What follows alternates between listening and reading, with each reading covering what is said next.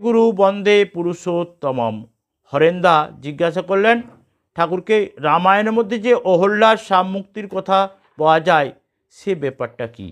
শ্রী ঠাকুর বললেন, অহল্যা ছিল গৌতম ঋষির স্ত্রী, কিন্তু তিনি নিজের দুর্বলতা বশে এবং অন্যের প্রলোভনে পতিব্রত থেকে ভ্রষ্টা হন। তাতে গৌতম তাকে অভিশাপ দেন এবং তিনি পাষাণের মতো হয়ে যান। পাষাণের মতো হয়ে যাওয়া মানে বোধশক্তি রহিত হয়ে যাওয়া, যাকে বলে কোলাপস হওয়া।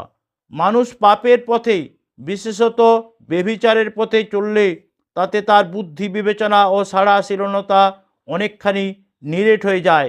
ভালো মন্দ বিচার ক্ষমতা হ্রাস পায়, আস্তে আস্তে যুবুথুবুর মতো হয়ে পড়ে। অহল্যারও তাই হয়েছিল।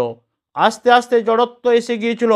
অনেক দিন পরে রামচন্দ্র যখন গৌতমের আশ্রমে আসেন, রামচন্দ্রের চরণ স্পর্শে তার সামমোচন হয়, অর্থাৎ পাপজনিত জড়ত্বমুক্ত হয়ে গতিশীল পবিত্র জীবনের অধিকারী হন।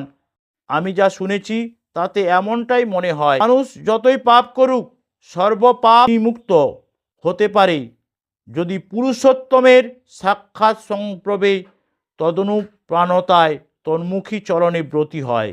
চরণ স্পর্শ মানে চলন স্পর্শ। তাকে দেখে আমাদের চলন তার চলন ছুতে চলা চাই। আমাদের চলনের মধ্যে দিয়ে তার চরণের পরশ ফুটে না উঠে তাহলে কিন্তু যতই সান্নিধ্য লাভ হোক না কেন তাতে কিছু হবে না। শ্রী শ্রী ঠাকুর এই কথা বলেন। সকলকে জয় গুরু বন্দে পুরুষোত্তম।